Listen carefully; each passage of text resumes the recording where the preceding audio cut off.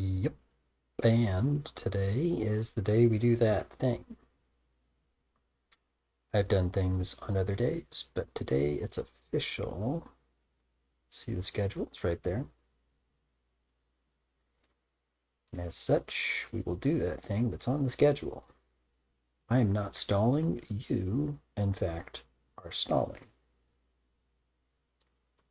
Uh, but yeah, more progress that I will go over. And then I'll just work. I promised myself I would talk less and work more silently. And that makes some sense. I mean, I'd rather get more work done. And although I absolutely know there are people who watch the VODs, I can tell because of the views. By the way, if you're watching the VOD, thank you. And I invite you to come to Twitch, follow, and show up on stream. Make yourself known when we are live. And in that way, you are participating.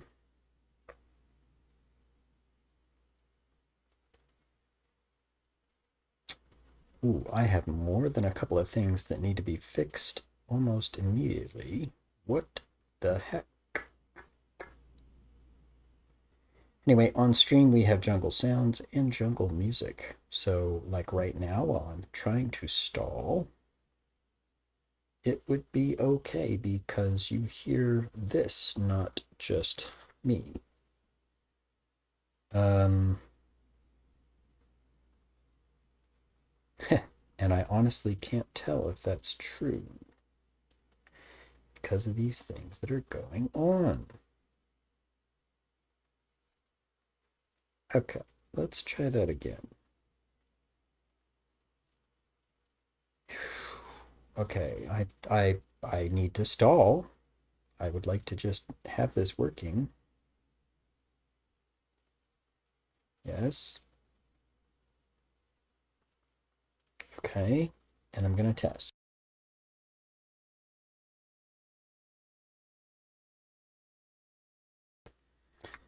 Yeah. Okay.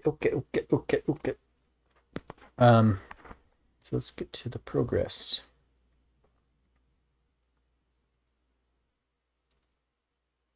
Let's get to that. Let's get to that. I'm sorry, it does take me time. Time. Time. Time. I believe this will work. Progress we made is on what happens once you bring a pearl into a match and drop it. We already had a pearl dropper. This script is going to handle it from the point where you collect the pearl from your collection, you take it, and then you go into a match. And so you have it with you until further notice. It is a limitation that you can drop one pearl. And so taking one pearl and dropping it, potentially dropping it in the match at a time of your choosing, is what this script is meant to handle. And then it hands off responsibility to the Pearl Effect Manager. This is what we've been focusing our work on most recently because we've literally done all of the other work around it. I think it's a best practice, to say the least, that if you have just a big old complicated system, focus is your friend. I have a collection of pearls and I want to bring one in. I do this. Now, this is the pearl dropper who's in charge of this, talking with the collection screen so I can take it and go into a campaign. I happen to be at or a match, either one. And This tray is temporary. It will look prettier at some point, I'm sure. There is, although you can't see it with the avatar in the way, there's a tray that would be shown if the AI also had brought in a pearl, and I can cheat and make that happen right now. So, although you can't see it, I mean, yeah, I could show it to you, but I'm not going to. There is a tray similarly up on the top corner that's meant for the player one. These trays are holding the pearl, but I do not have access to it. There's nothing I can click right now. And that changes once I go into battle, or into play, I should say. My cards have been selected, they're on the table, and the moment that this battle is joined, because I've clicked this button, which I suppose for now needs to stay there, now this is available. It's likewise available to the AI who could conceivably drop a pearl.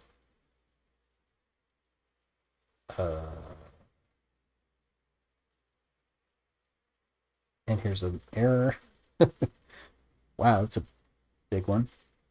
What's the problem here?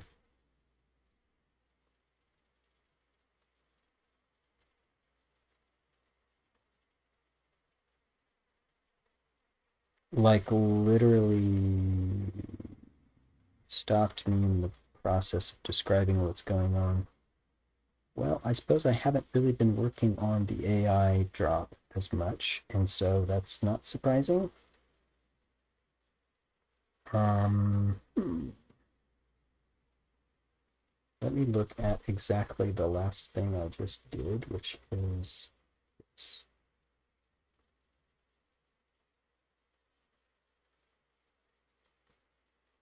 Um, hmm.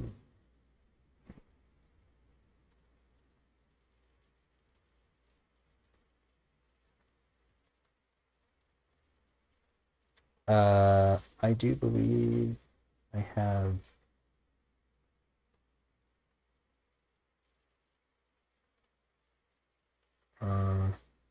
That is a strange one. What is this? It's looking for this because. Oh, that is exactly where I was just now. Oh, right. This is the last thing I just did. Um, okay, yeah, actually, this makes sense. Yeah, this is where I just was. So, having a problem right where I'm in the middle of working actually makes sense to me. And I am going to make sure this is not null, and I'm going to make sure that this exists. It has some length. Otherwise, I'm not doing anything. So I can at least prevent that. All right. Well, yeah. So I am in the middle of this. I guess I should start with that. What I have got, though, is data. And I think it's going to continue to evolve. The data is going to continue to evolve as I find more things that need to happen. How do I be more explicit? These pearls have lots of different effects. And because they have a wide variety of effects, this jade wall is a really good example. This prevents lanes from collapsing in battle. That's a tough one because it's so unique. Well, I kind of want the room to have unique pearls. A lot of these other pearls do fairly pedestrian things. They manipulate the stats on your cards or on their cards, or they do an attack or something. So in that way, I'm collecting all the things the Pearl Effect Manager needs to do, which relates to the data it needs to manipulate. So I'm in the campaign screen right now. Pearl Drop Manager is aware of what I'm holding on to. As I go into battle, now I'm in the screen where the Perl Effect Manager lives. And one of the things that I recently did, so we have the effects, and I think I talked about this data last time. The effects of pearls is a set of data that I need to have available. Hey, which pearl is it? Who dropped it? Etc. And this is going to help me understand when the effect needs to go away, as well as when to check, because of what this pearl can do, when to check the rules and change things.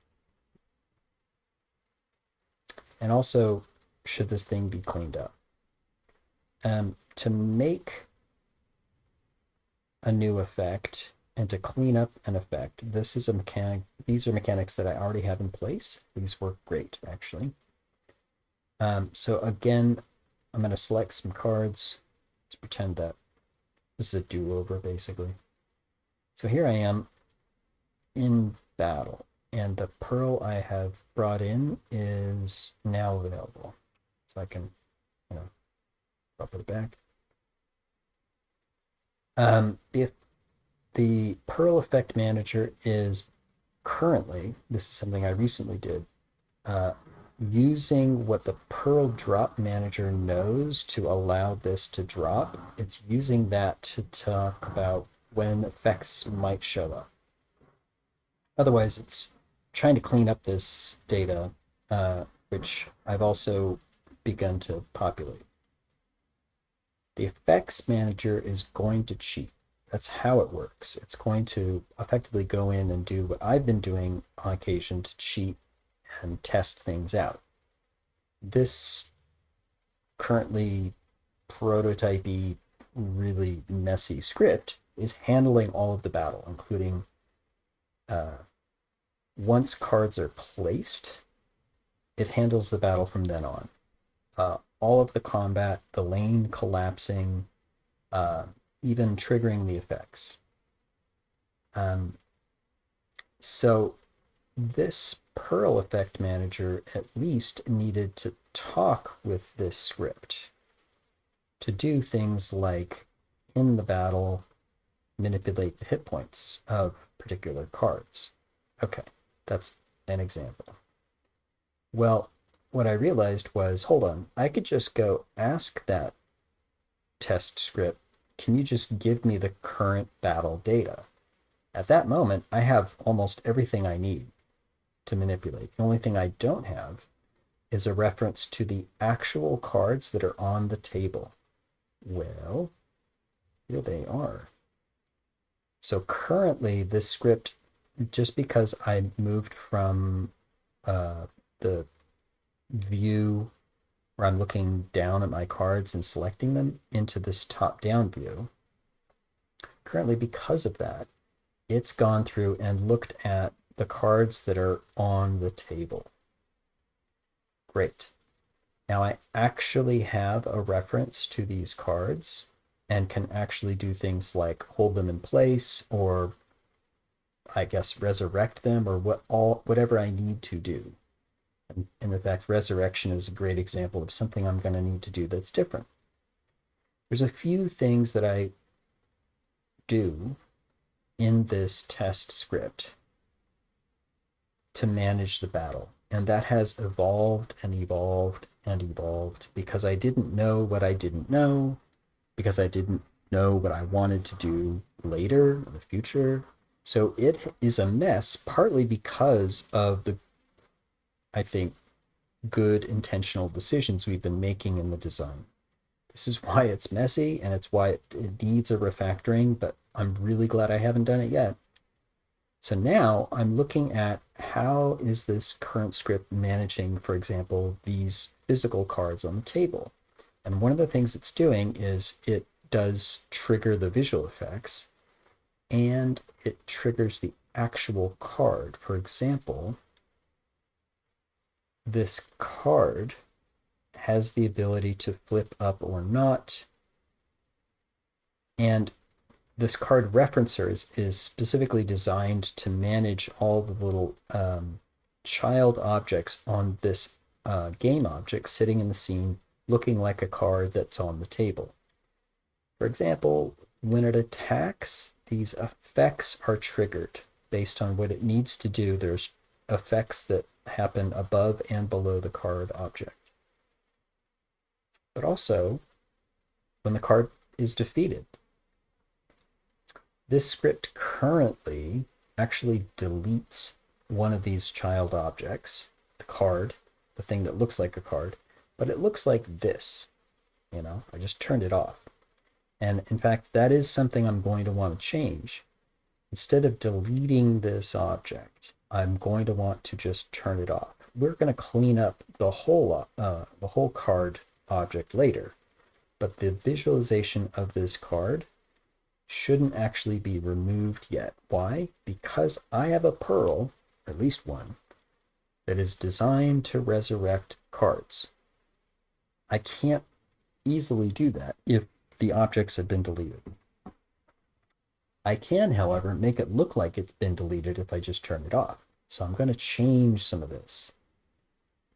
I'm very carefully approaching this step where the Perl Effect Manager has to handle all the different kinds of effects our Perls are going to do based on wild ideas of what Perls could do. I'm very carefully approaching this because I need to make sure this Perl Effect Manager can actually do that work.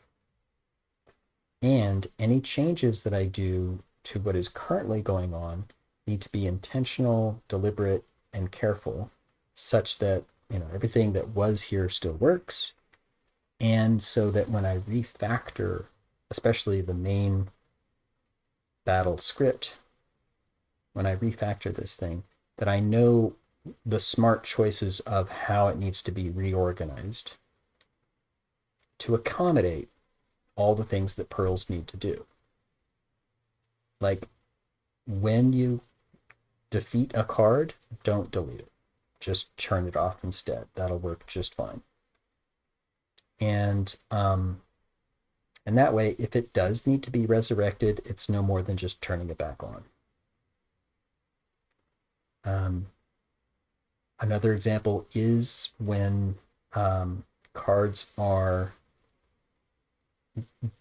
defeated and that opens up a lane, but there's been a Perl now dropped that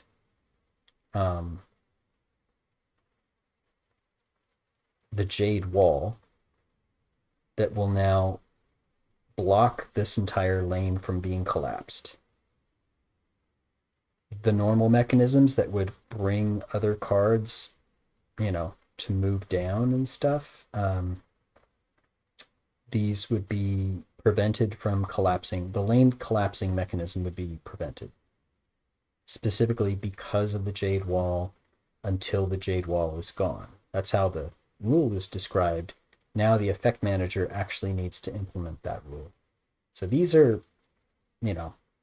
random thoughts about the current list of Perls and their effects that now need to be translated into, real life here. So let's take a look at what's actually happening on this data now. So this Perl Effect Manager knows that we're in the state where Perls could be dropped. There's no effects yet. This is empty. And in fact, the battle data isn't even populated because it does not yet detect that any of these cards have met and should turn over and be in battle. But the cards in play is aware of the cards that are on the table as we've been looking at. So let's move forward and take a look at how this battle data changes. This is actually, the script is asking this prototype script what's going on here, this battle data. And it's saying, give me a copy of it, but it's actually not a copy. What I've found out through some testing is this is a direct reference. So while I see these update, immediately, and that's nice to see the data, I can also directly affect the battle data from here. I don't even need to ask the ask for changes on this script at all, which is fantastic. I'm glad I don't need to make any changes to this really messy prototype script. I can just work on this, and that's great. In other words, because we have the collection, we have the pearls described and displayed, we even have the pearl dropper and the effects there and all that. All that is done. And so I can totally concentrate now on this one script.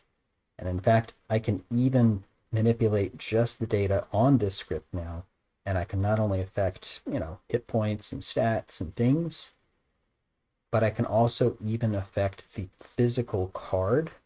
I can prevent them from moving forward. I can resurrect them. I can do lots of things. I can trigger effects.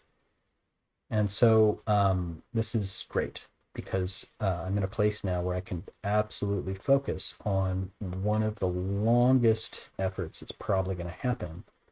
These pearl effects are probably going to take a while to do in general. But it all had to start with things like the data. Speaking of data, so the pearl effect happens, and this will be populated with some effects. In fact, let's go ahead and do it now. Darn it. Okay, I'm glad that I'm running into the problem.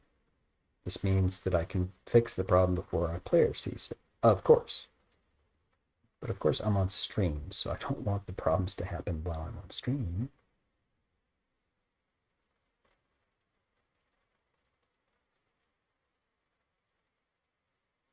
What is this? Why is this giving a problem? I mean, I was just talking about the data. Let's look at it. This says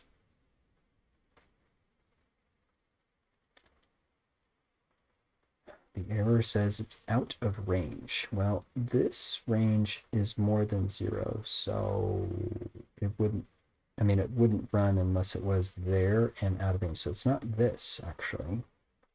And asking for a new one of that data. By the way, it's this data. That's no big deal. And this is card effects. That is exactly what that is. So I'm just working backwards in this one line of code because clearly I should have tested this before I started stream, but right. So I'm asking it to reference the length of effects. However, hold on, this pearl dropped though. I was going to say it was empty, but it's not empty. It literally just got added. In fact, this is the same as this. So what am I looking at here? Why is this why is this giving me an error? Hi, how's it going? There we go. This says you dropped the pearl and this all ran, got to here. That was true. And so it tried to do this. The cards in play is actually got a length of 6.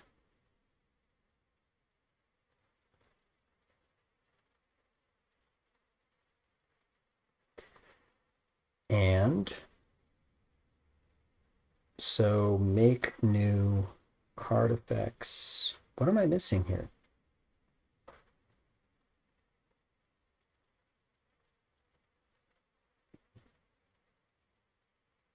When I create effect, what does this actually do?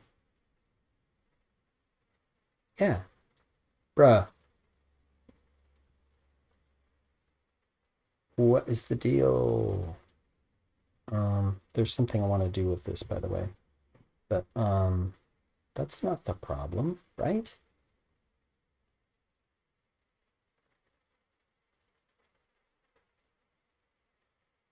Oh, hi. Computers like to start counting from 0. And therefore, when I look for the length and it's the length of 1, I'm actually needing to access index 0, not 1. Whoops, that is out of range. Thank you.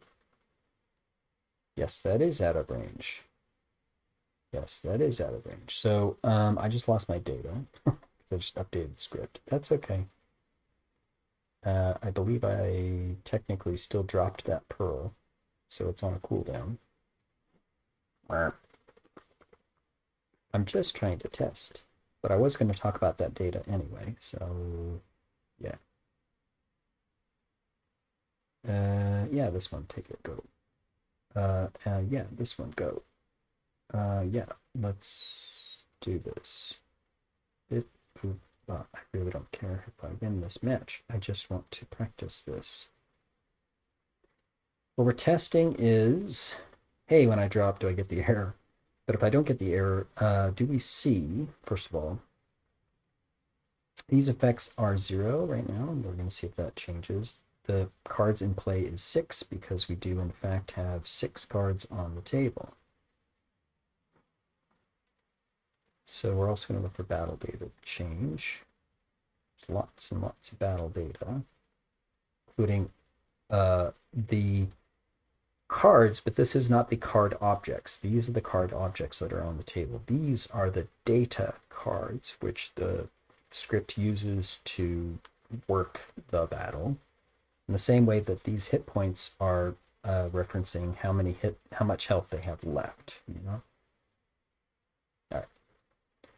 So, if first of all, I'm just going to move these forwards. The battle data happens, and we see now there is a card on either side in battle. There is a battle order, which includes, this card going first, this card going second. That's what this is showing. It's dependent on the speed. So it makes sense because that had a speed of 10. So that's a speed of 8. There's a tie. It does randomly pick. And hit points, which somebody died. So this is now -2. So this is a power boost. Power boost card. So I'm going to make the battle go forward enough. And at the moment, there's only one card in battle, technically. And the way that we describe this, while a card is on the table, it is in play. Right? It's not in your hand. It's been placed on the table. It is in play. But they advance, and they are in play but not yet in battle until they flip over. So this card is technically in battle alone right now. That's what this is showing. One card in battle. And by the way, this is exactly mirroring the battle data that is here, just to sort of point that out. That's what I found out. And the fact that I can cheat right now and tweak this, I will actually. I will tweak it from here, and it will reflect on the script that actually needs to run the battle, which is great. So, okay. I've got a power boost. I'm actually going to use it once my cards are up, and I will pause. Boom. So I paused the game.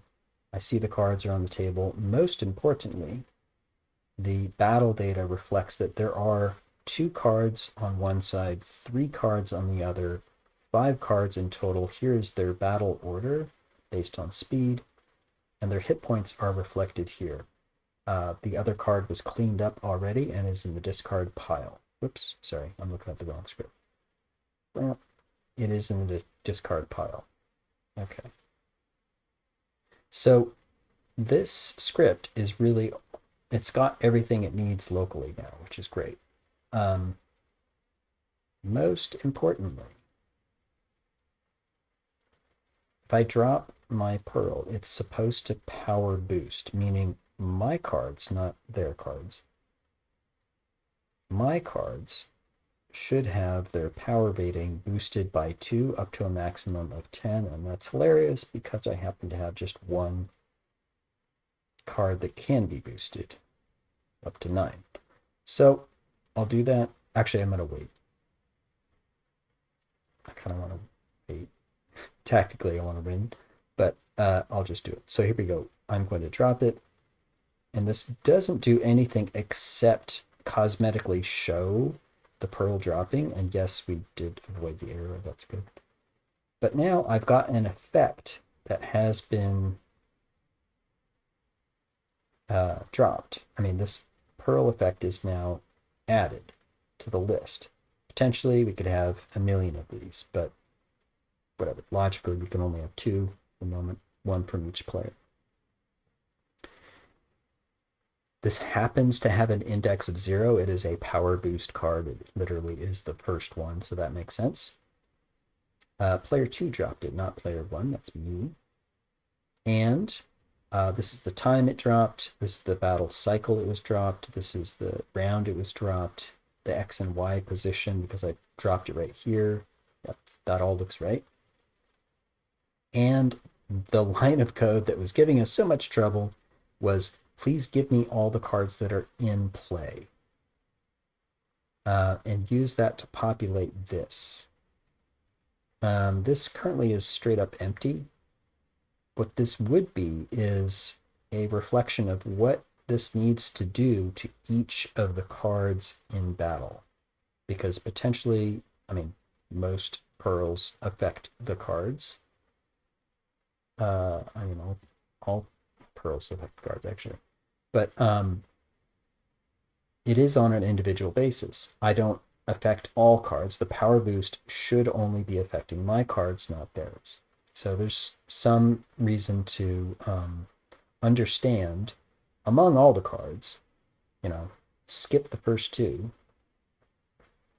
go straight to the last. Actually, there's an extra one here because there was a negative one. Skip the first 2, go to the last. Oh no, wait, these are all 6 and one of them has died, right? So skip the ones that have died or that aren't me, because I'm really just looking at the ones I'm looking to boost my stuff. And in this case, I need to record the original. Well, I don't need to, but I'm just going to pretend this card has a power that is going to be raised, and it might be brought back to its original power. So I'm going to record its original power. In this case, it's 10, and how much it's going to be raised. In this case, 2, and it is up to a maximum of 10. So I think we're fine, etc. So this is an example of what this Pearl drop would do for this particular card. I've tried to accommodate all of the effects that we currently have to see if this data would cover it. So far, I think I got it, but we can always come up with new and inventive things that Pearls can do, and I will accommodate. So the Pearl effect is there. At some point, it could be cleaned up, but right now it happens. I don't need to update on move or on attack or battle cycle at all, because it was literally an immediate effect as soon as I drop it to all of my cards. And this is exactly what it's going to do. That's the effect, but my script doesn't yet, but it will come in and do this. Look at this power, it's already at 10. Look at this power, it's set it to 9 instead of 7. And look at this one, and it's already at 10. Done. So this power's effect has already happened. By the way, test script, the prototype script, likewise has reflected that change. This was a 7, and now it's 9. So this is not just a copy of that data. This is actually referencing it, which is awesome. That's good. So now that the Pearls effect has actually happened, I mean, I manually did it, but that's just fine by me. now we can move forward as if that pearl effect of the power boost actually happened, and then we go forward. Hey, cool. Now, did it matter? No, I dropped it at a silly time, but this Shadow Imp's power was boosted. So that's kind of what we got going for this Pearl Effect Manager. It's up to the player to bring in the right pearl, drop it at the right time,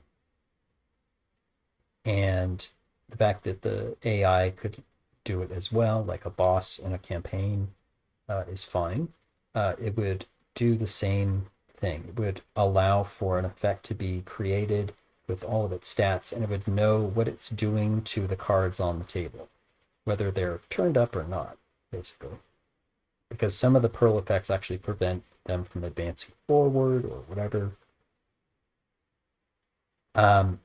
As you can see, the cards in play has been cleared.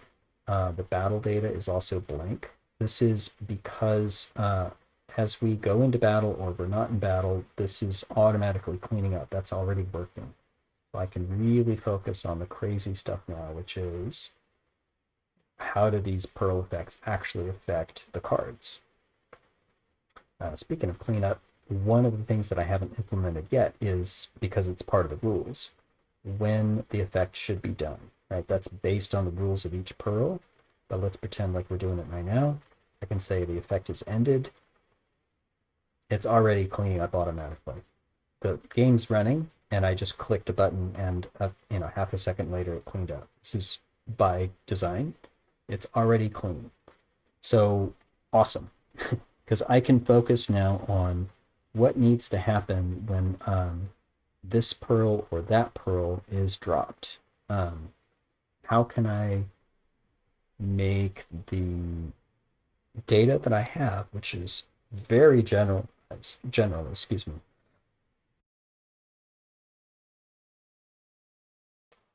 It's very generalized to handle lots of different cases. How do I translate to the specific case of this pearl's effect on the cards? It's a tricky problem. And what I'm trying to learn and practice more about this is this kind of modular way of approaching a problem like this. Hey, I won against the boss. Ooh. So I'm going to return. You were right. Prince Kimchi had the singing harp all along, but now that it has been returned, the proud horses are happy. And the Spring Festival can be enjoyed by all. Happy to help. Cool, I got a defense boost. So this account has lots of pearls at this point. So for example, I say, well, here's a defense boost. Here's what it looks like. This gives all your cards a protective shield. That's the general description, and then the actual rules follow. All your cards have their defense stat raised by 2 up to a maximum of 10. Now, this doesn't say the cards in battle, but sometimes I have been using that language. I need to clean up this rule language to be consistent, but I think what I'm meaning to say is no matter whether it's been turned over and technically in battle or not, raise their defense. There's a maximum of 10, but raise them by 2. And then here's the part that we were just talking about. This pearl's effect ends at the end of the round. I've been using that phrase all over the place.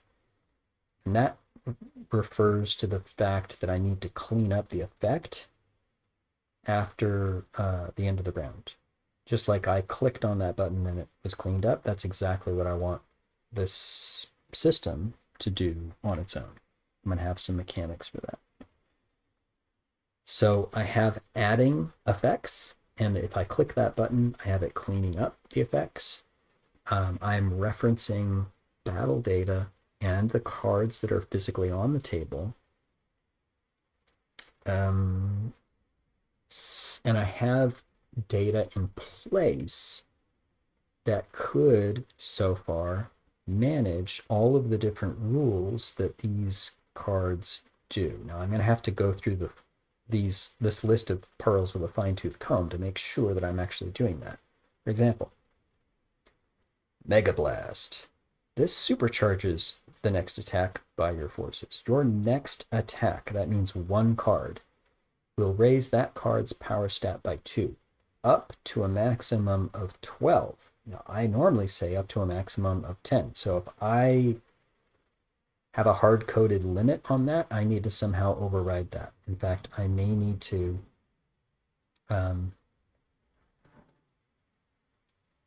that means this Pearl's effect doesn't care about the limit at all, really, because it can only be 10, right? That's the maximum it can be normally, but then it can be raised. While that's true,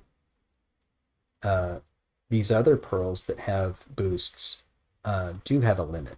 So these ones actually should check and see if it's gone over 10. This one doesn't care. So I guess that's how I could do that. This pearl's effect ends after that one card's attack, meaning I'm going to hit that click. I'm going to click that button to clean this effect up immediately after that attack. Actually, I'm going to do it immediately after raising the stat. Oh, no. let me rephrase that. These other boosts raise the stat for the entire round.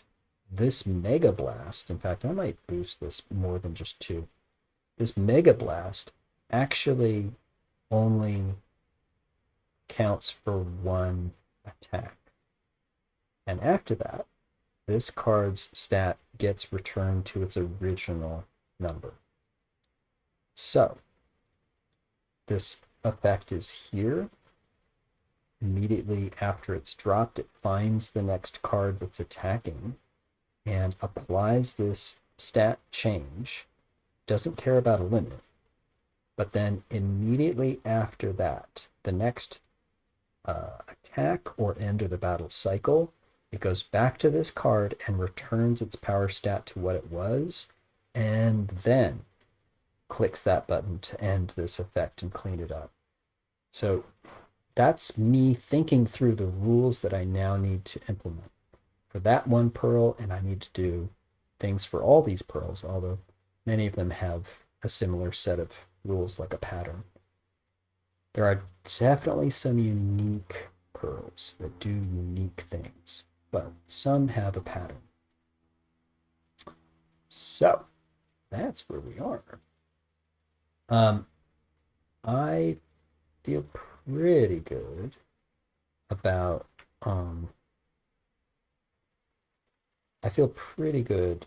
about where this is right now. I wanted to make sure I got to this point, and this is like literally where we had the error. The pearl is dropped, and it's being signaled this by the pearl dropping tool. So it has this information, but then it's in charge from then on. And in fact, because I have the data, the battle data, and a reference to every actual card, that's all I need. I don't need to talk to anything else. I was pretty sure I was going to need to talk to the test script for battle stuff, but I don't think I need to. I'm only asking it questions about what is the current battle data when I need to, and that's really it. Because this is not a copy of that battle data, it's actually a reference to it, and I can manipulate it directly. That's good and also a little dangerous, so I'll just have to keep an eye on that. Okay. For example, that Mega Blast needs to know when we're about to do, like literally the rule said, the next attack. The next attack is going to happen, and this Pearl's effect needs to detect the next attack. Likewise, when that attack is done, it needs to know the next attack, or the next battle cycle, so that it can restore the card's power back to what it was. In other words, this Pearl's effect needs to know when these events happen. When is the next attack happening, and when is the next battle cycle happening, because potentially this Pearl needs to do stuff. This is, I'm not sure I'm going to use a switch statement here, but this is where these functions are going to be used. And this is literally, I threw this somewhere else because I knew I needed to do this, but I wasn't sure where. Now I'm pretty convinced I need to do it here on this tool. This tool is going to be in charge of all of this, which is a little daunting, but it's going to happen. It's already got update, right? Every frame, this function is called by the engine. And I'm checking things like, is this a time when the Perl Effect Manager should be doing stuff? And I even delay it a bit because there's no reason to do it every single frame. But based on what it can detect, it actually already calls to get some information about what's going on, and it already calls, hey, go update the battle cycle. That's literally this script, this function right here. This is going to go through each effect and perform this function based on what that Pearl's effect should be doing when the battle cycle is updated. So these are called hooks. This is a hook to what is already going on, like the battle cycle is getting updated, or cards are potentially moving, or cards are potentially attacking. This is already in place, and it's a little overdone actually, but I have it checking through all the effects that might be alive and ready to do this. It already knows whether it should look at an attack update or a battle cycle update, etc.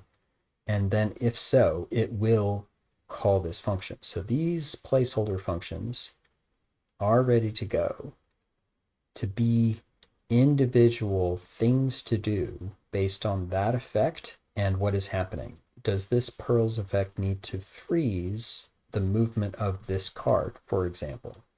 Does this Pearl's effect need to affect the attacks of cards, for example? Does this Pearl effect need to be updated and do different things based on the fact that the battle cycle is done? Many of the Pearl effects actually run for 3 battle cycles, for example. That means there's going to be a check to see, like, hold on, is this thing done? And I would click that button so it can be cleaned up. So I'm kind of there. Where am I? I'm at the place where I should be able to test some of our simpler, more common, more basic Perl effects based on the system, based on everything that's already in place. I should be able to do something. And I think I'm right here, which is to say the effect knows about the card. Sorry, the effect knows that there are cards that could be affected.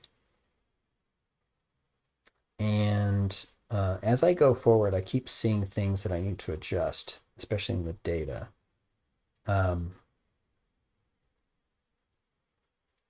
I, for example, know that a really common thing I need to do is either affect the player's cards or the opponent's cards. And I'm not really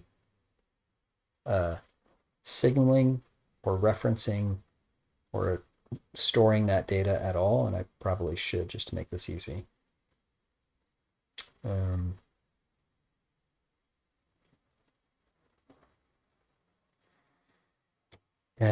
Cards in play length comes from knowing all the cards that are in battle. or sorry, all the cards that are on the table that are in play. That's right.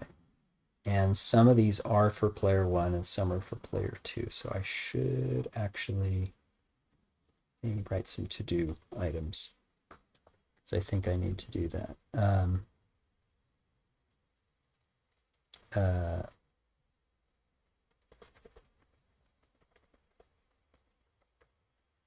Just so I know. This is using the number of cards that are in play, or in other words, on the table, as how many card effects data to store. That's this. But I am only saying which card. In fact, by index, that's terrible. It's good to know for the battle data. The battle order literally does this index number, so maybe that's good. But I need to know often if this is a player one card or a player two card. And I know I have a really janky way of looking at that in the prototype script. In fact, I know I do. This is absolutely ready to be refactored. This actually looks at, well, there's a couple of different ways I do that, which is janky all by itself, but I'm either looking at the first ones, the first of all of the cards that I have collected, and say the first ones are player one. The second half of them are player two. And that almost makes sense. But I do that calculation over and over again in a really clunky, dumb way that I know I'm going to want to clean up. For example, right here, here's a good example of that. Go through all the cards, right? But only look at player one's cards, right? Go through all the cards, but only look at player two cards. And so when I reference it, I actually need to do that math as well because the index number needs to be subtracted. If I'm looking at player two's cards, I often have to subtract the length of player one's cards in order to get the correct index number for player two. Yeah, that's really janky. I'm trying to find a good example of that here. But long story short, I don't want to do that anymore. I want to find a better way to do that. And I think I should assert that here in this new script that I'm doing and help me figure out what I'm going to do when I refactor here. Yeah, so here we are in the battle logic. Oh no, I'm figuring out the battle order. And here we are, battle logic. So I'm finding who's the attacker, who's the defender. We compare the power and defense rating. Figure out if there is, so we subtract some damage and figure out if it's a death blow so we can do the luck win, blah, blah, blah. We already calculated speed for the battle order. So yeah, here we go. This is an example of where I'm saying, yeah, that target index number, because we figured out it's actually bigger than the length of player one's cards, we actually need to reference which card in player two by subtracting the number of cards that player one has, which is, this is ridiculous. This is just absolutely stupid. And I shouldn't do that. If I'm just referencing player one's cards, I can just look at the target index. This is the silliness that I want to not do. I want to avoid this. That said, this battle data works off of that. The battle order works off of that. It's looking at an array of cards, either the card data or the physical cards, and it's saying, which one are we looking at? And then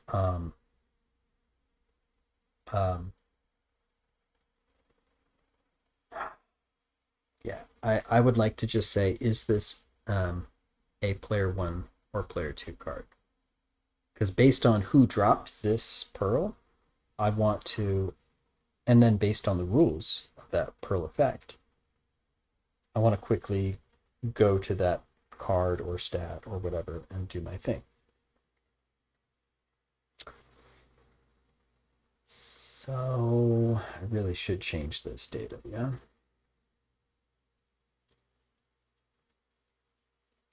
Pearl effect and then each card. So I'm looking at the cards and that's great, but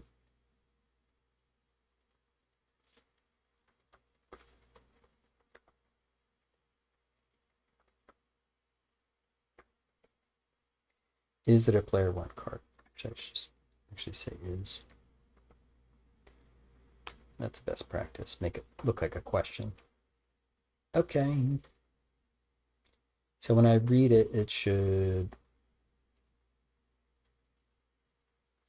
know. I can set it now because literally players put the same number of cards down in play all the time. It changes after that because cards are defeated, but initially, when this is made, this is actually finding all of the cards that have been dropped. Oh, this is a good question. Does this accurately reflect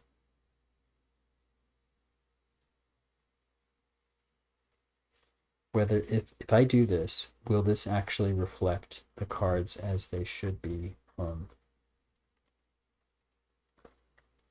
called either player 1 or player 2?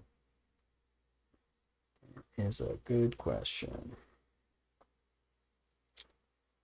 It is player 1 if it's halfway through. That's my theory.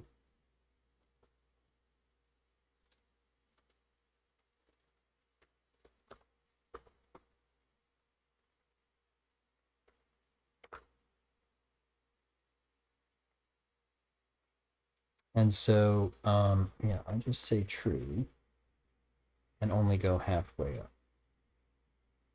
And I can reliably do divided by 2 because it's always an even number question. I think that's true.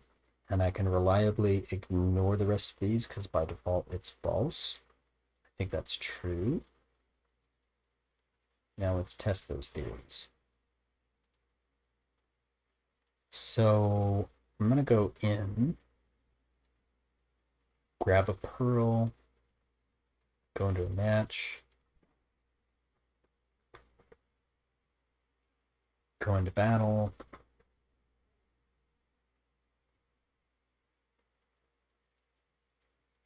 and look at the data to make sure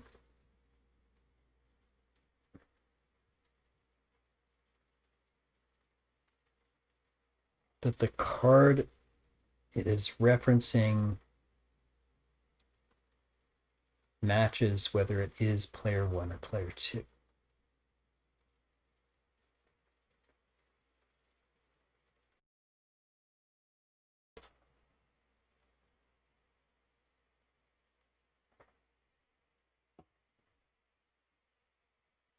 So here's the tool. It knows about these cards that are physically on the table. And I believe, well, it not only got this number, but I believe it's also using that to reference hold on. I need a pearl effect to actually make this happen. So let's do this. So it has 6 effects and it knows, actually I don't have any other data. It should just I don't have any other data, so I don't really know what these are actually. Okay, I know I needed 6. Whether they're turned up or not, whether they've been defeated or not, I need all of them, and I will get all of them. No matter when you drop it, that's true. So even if you drop it while most of their cards or your cards are defeated, this would still populate the full number of cards, defeated or not, turned up or not. Well, sure enough, the first half is player 1. That's fine, but I don't think I actually did anything with this data. So we are a blank slate, I guess.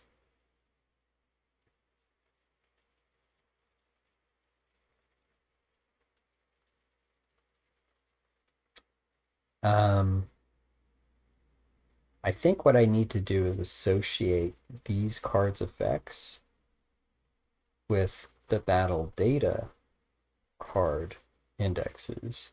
That'll make things easier. It would be nice to confirm that that also correlates with the order of cards that we find on the table. That would be great.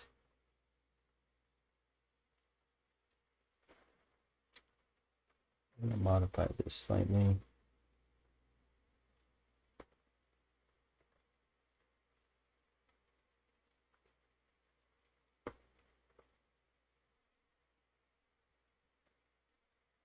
So it does the same thing, but does more because I'm literally going to need to build all of this now. Index.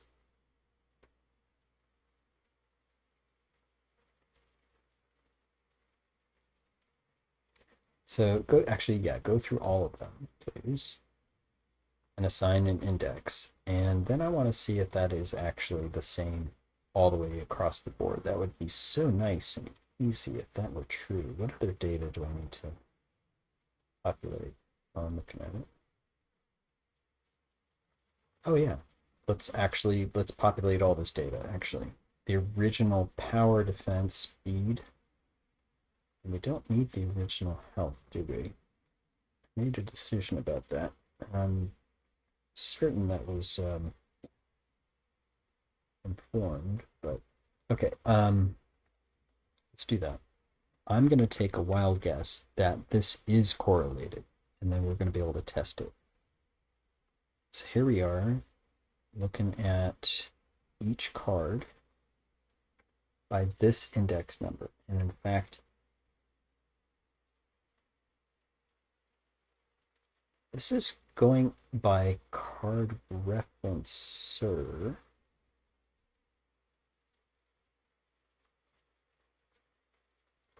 That's what, yeah, cards in play is actually doing. It's grabbing all of these. So, what do I have available here? Original power is a good example of something I want to look at. Original power. I want to see if I can get there by looking at cards in play, for example. This referencer has lots of information, but I don't know it has stats. Really? Like power? You have power? Oh no, this is actually the bar chart. So it's not actually the stat numbers, it's a representation of the stat numbers. Yeah, it's a game object. So this card referencer is made to go one way. It is all about the game object. This makes sense. Okay, but here's another question. Does this relate to the battle data? I'm realizing I'm going to have to do the stupid. In the battle data, I do have cards.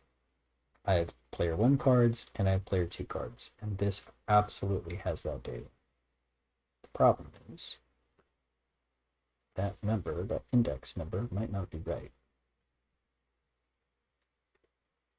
Because this will only be true, as I just pointed out, the stupid, if I is less than battle data P1 card length.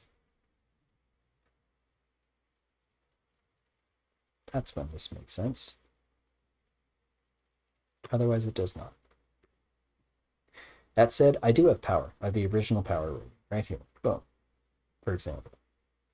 And here's the stupid, because if it is an index that is longer than that,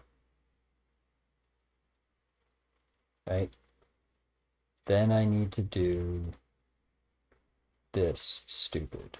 This is the so stupid. This is the mega stupid. This is oh so aggravating. Battle data P1 cards. It is that dumb.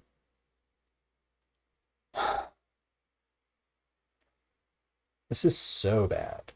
I really need to figure this out. Maybe not immediately, but I really do need to figure this out for my refactoring. Because this is one of those things that while I was doing it, I'm like, okay, this will actually get it done.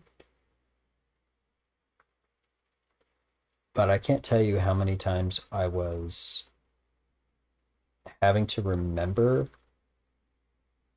how this worked and why it was working that way. I mean, it was really slow working this way. Pain, really.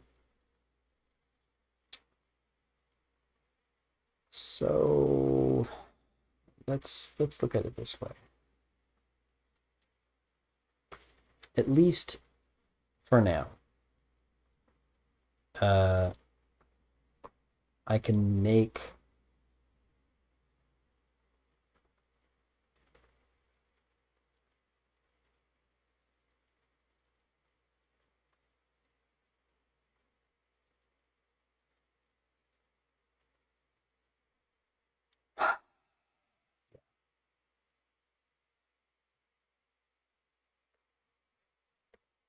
I mean, this is so bad. It's really dumb. It's really, really, really dumb.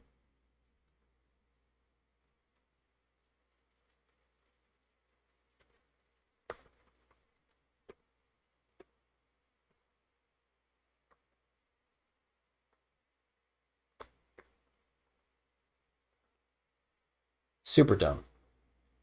But, I mean, please make this make sense and make this easier, please. Because it's just dumb. I should not be doing anything like that ever. At minimum, I'm able to clean this up a little bit. Okay? But good lord. How dumb. How dumb. So I can clean it up a little bit, but ugh. Okay, so cool. This means that I can go forward with this at least and get the original power, defense, speed, luck. But I'm not doing health because I decided this was not a thing I needed to do.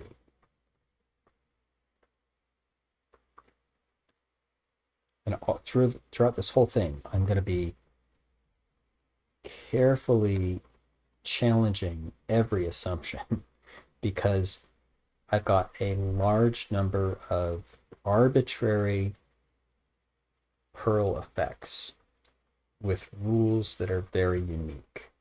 And so I'm mentally going through all the ones we've made so far and trying to catch myself where I'm making an assumption that is just not true in at least one case so that I can accommodate it. Okay, that said, I needed to make sure that some of these were populated. So the reason I'm not worrying about the original health? I can always look it up. But in terms of a card effect, um, unless I'm resurrecting the card, there's like zero reason to have the original health. That was the thought. Otherwise, I'm actually dealing with hit points. There's a poison pearl that literally reduces hit points instead of attacking, which is a different process. It's just draining hit points. There's a vampire pearl effect that steals hit points from.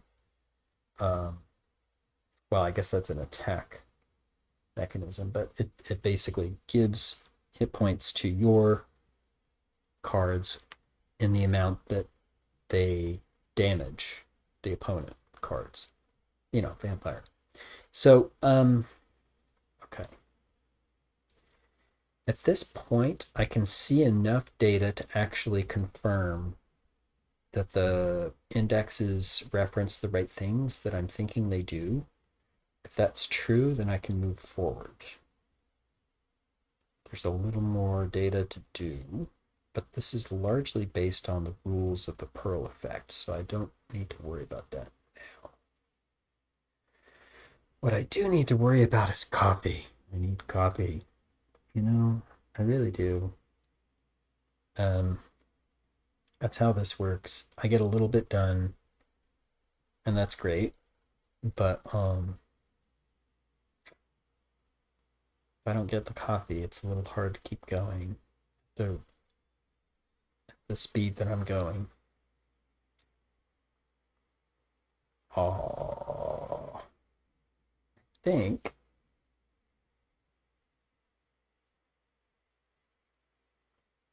I'm gonna take a short break to do this. And so I'll be right back.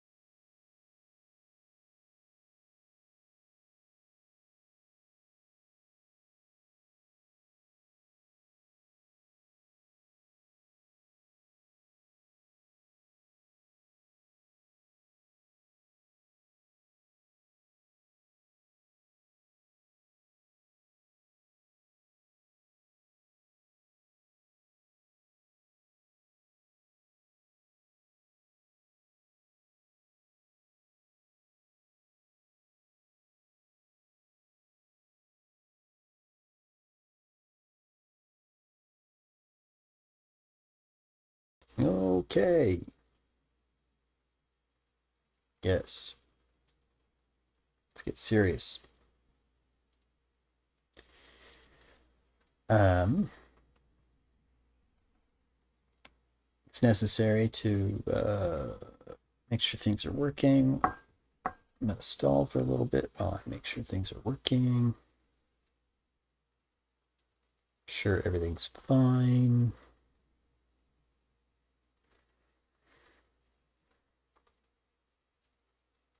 It looks like I'm at a point where I can be testing.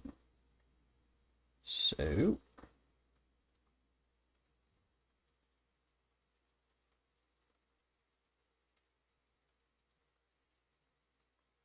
okay.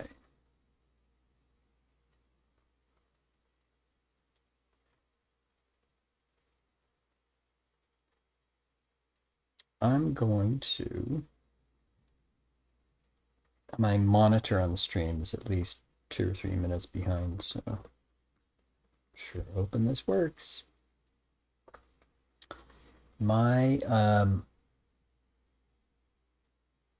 account here has progressed enough. I have lots and lots and lots of pearls. There's one. Let's use it.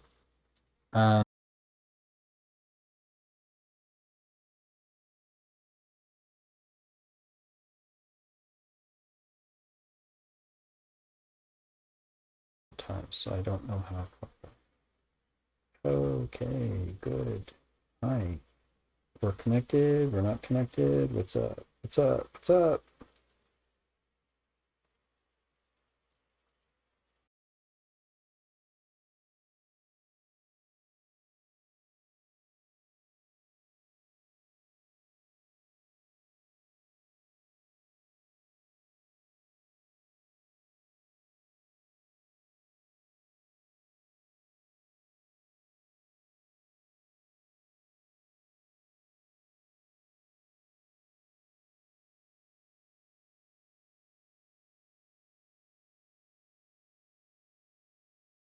Okay, hello. Does this work? Okay.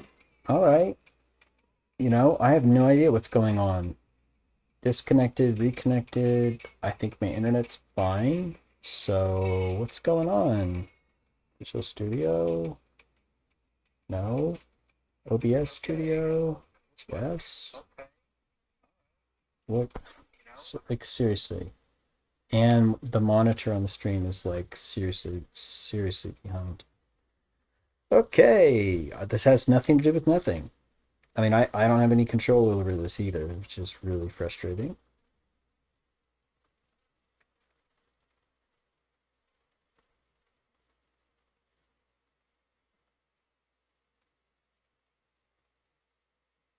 Okay, testing, 1, 2. Testing, 1, 2, 3. And I'm sorry I need to do this, but I don't even know if this is working. I still can't tell.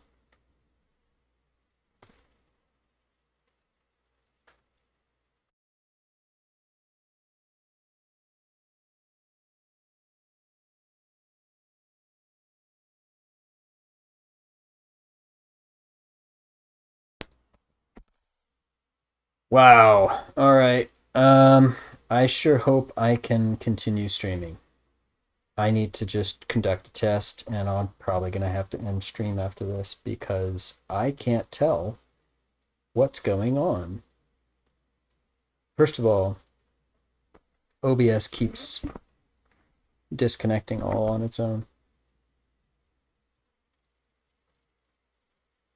In fact, I think it just disconnected. Like, I can't do this. I don't know what's up. Okay, I'll just conduct the test and pretend everything's fine and whatever's, right? What else can I do? I can't control it, so it's either going to be up or it's not going to be up. Okay, I'm looking to drop this pearl. And I'm looking to see if the effect happens. And when the effect happens, I want to see if it knows which cards are in play. So, I'm going to drop the pearl. Oop. Wow, just completely died. Awesome.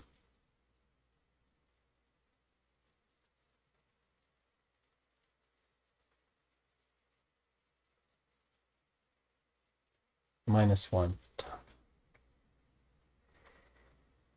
Oh, wow. So, I mean, having my bugs, that's one thing. Having technical difficulties on top of the bugs that I need to run into and get through, that's something else. You know what? Can I just please store this as well? Like, please.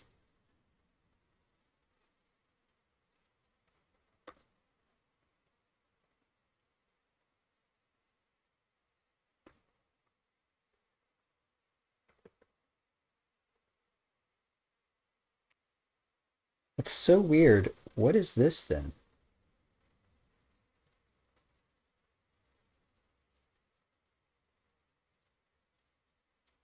Hold up. Why is this not valid? Hold up now.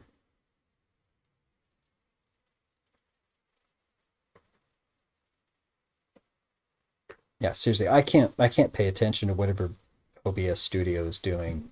Cutting out, coming back in. I don't have any control over it. I can't pay attention to it. I need to pay attention to this. It's just the way it is.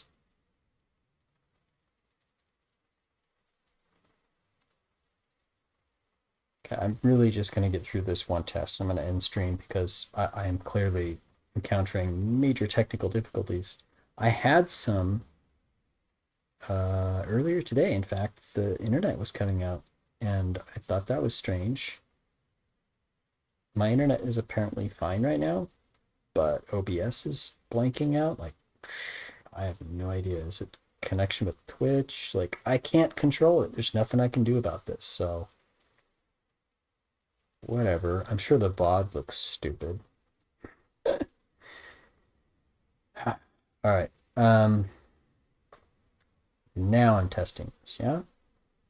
I am testing to make sure that the cards that it is referencing is consistent with the data and the physical card or the game object cards that are in the scene. So take a pearl, go into a round, throw some cards down. Don't care if I win, really. So, are we testing? I sure hope so. Is it going to cut out? I don't care anymore.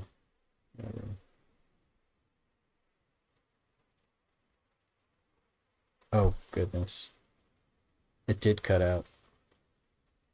This is really frustrating. My monitor on the stream is actually showing me that I cut out. Fantastic. I don't care. I'm going to do this. Maybe it'll record, maybe it won't. I don't have control over it. So drop a pearl. What? Oh, I can't deal.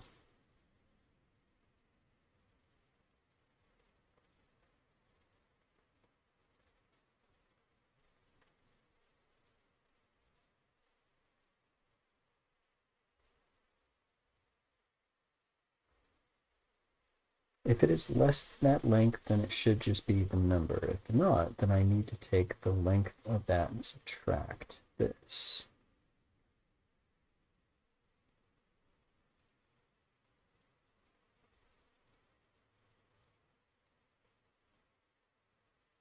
Yeah, I literally, I don't think the stream is working at all. I think the stream just died.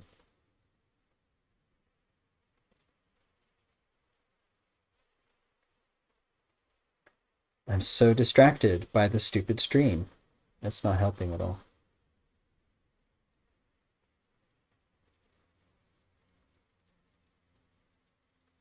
Oh, the stream is up. What is going on, dude?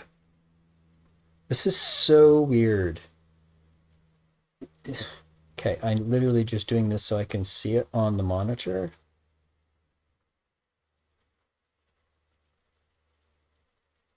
Okay. Wow. It is up. Like I don't understand what's going on with OBS. I don't understand what's going on with my internet or Twitch, and I can't change any of it. But apparently this threw an error, so I'm going to fix that. This is out of range because why? This is a negative number, but it's intentional because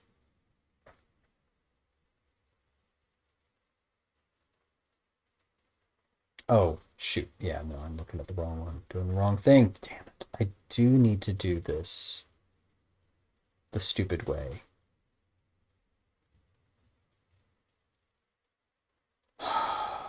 Yeah. Oh, this is so aggravating. This is why I'm like, I need to make this easier because this is the kind of thing that slows me down in the original prototype script that handles the battle. This is a garbage way to do this. Absolute trash. And I need to do it a different way. I need to refactor a lot of the prototype script and the way it handles battle. This is why it was giving me an error. It's because I'm not looking at player one's cards. I'm looking at player two's cards. Oh, okay. I'm just trying to get through one test, and I'm going to end stream because I'm having so many technical difficulties right now. Like, literally, OBS has cut out at least twice, and I can no longer guarantee the stream is even working right now. So let's just get through this, shall we? Okay, take, go, drop some cards. Okay, again, what I'm trying to do is get a test where I see data on this tool that reflects the effect that holds card data that will be similar to this or not, and I'll be able to tell, and similar or not to this, which I think it will have to be because that's exactly where I'm getting the data. Okay, so let's drop a pearl, yes. Oh, come on! How am I missing this over and over and over and over again?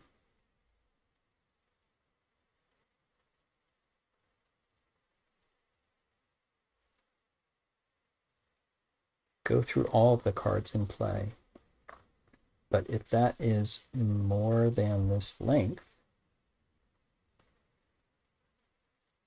you're going to have to subtract that length in order to get the right number here. Arrgh. This is why I hate this. I really, really, really need to do this. I need to completely redo how I do this, and I need to figure that out here because I need to refactor it later on my prototype script for the battle. The problem is I'm currently using that prototype script, so I almost can't get around it. I have to at least start this process using this stupid method.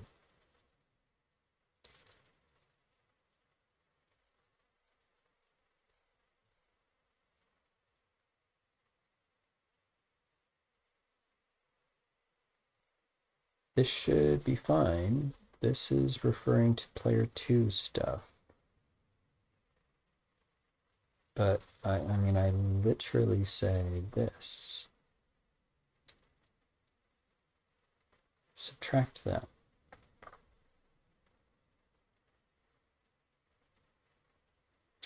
And reset it to be just normal if we are less than that length. So apparently at some point we were that length.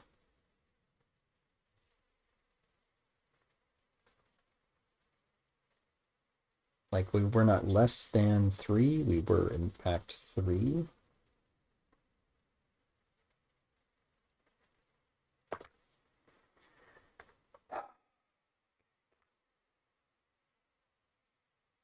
Yeah,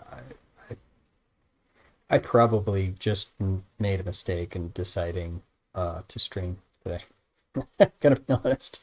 I know it's on the schedule, but I probably had way too much going on in my brain to stop, jump in here, and start coding because I'm making a ridiculous number of stupid mistakes. And I don't care about it being embarrassing. I care about getting this done. I actually have other things I need to do, and I'm running out of time, which is really sad. I should just preserve this time, but I can't. Not today. It's beyond my control. Okay. God, please, just give me a test. I'm just trying to get this one test done. Make the effect happen. Show me cards, please. We have battle data. Okay, we're good actually. Yes. Um.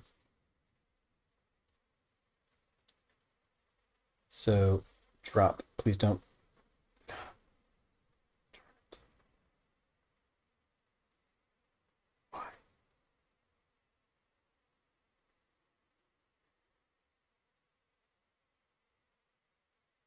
Show me what you're looking at then, because clearly I think you should be doing something else and you're not. So show me what it is you're showing me.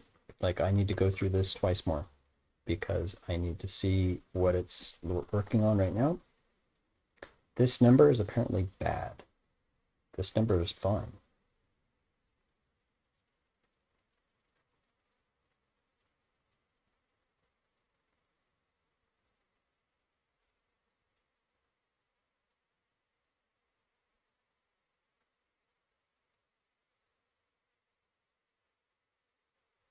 Is that true though?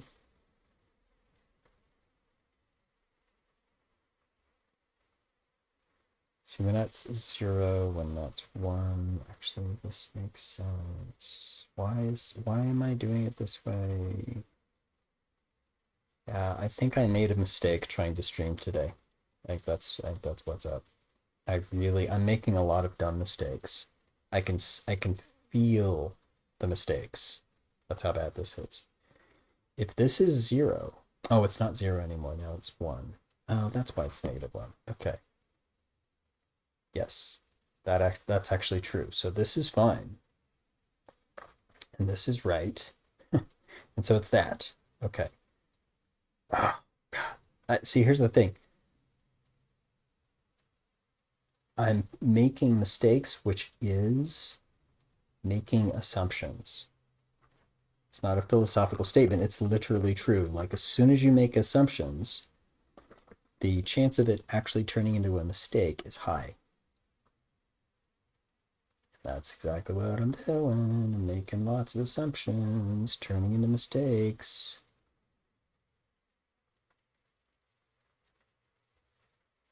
And I'm getting frustrated because I'm frankly more worried about the time than I am about getting this right, and that is absolutely the wrong approach to code. I'm literally worried about the clock. I cannot help but look up at the clock, and I need to stop streaming soon anyway, regardless of what's up. So here we are. Stuff has started to happen. Can I please get some data that tells me what's up? This is going to error out, but it's going to tell me what it thinks is going on. Well, of course, a -1 is a bad index. Why are you saying -1?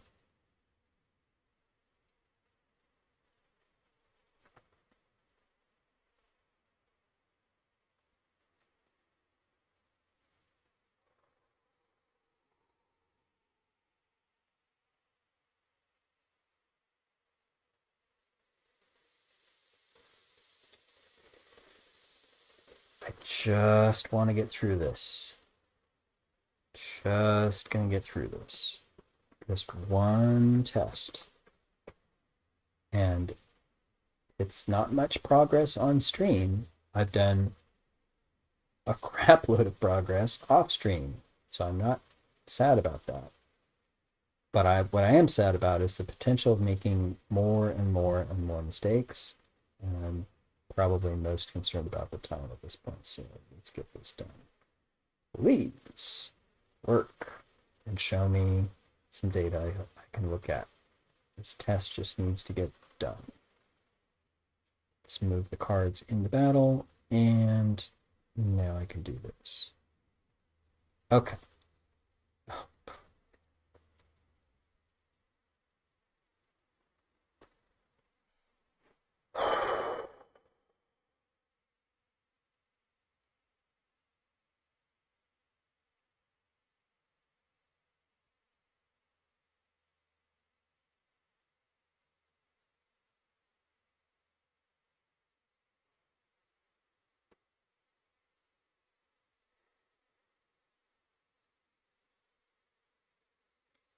I unfortunately may actually need to stop stream while I have this thing only halfway done and not tested, which is unbelievably frustrating and bad.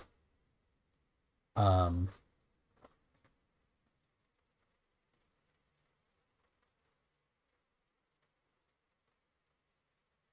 but I keep making the dumbest mistakes that is less about the embarrassment and more about the time.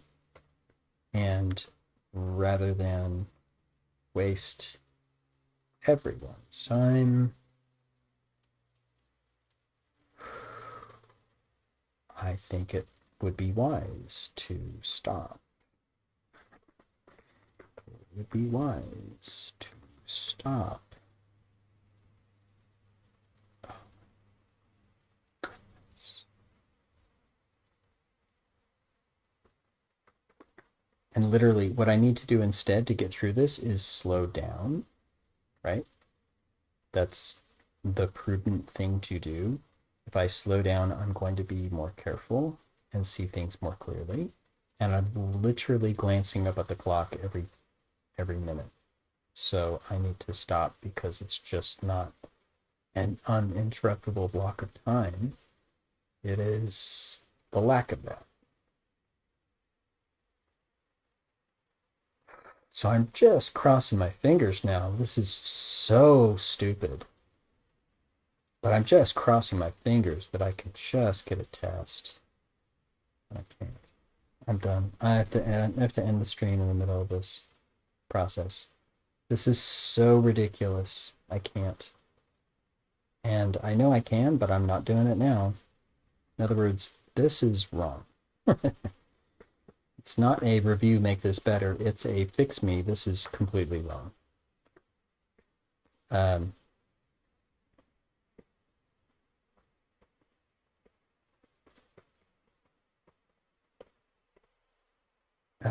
correlation with battle data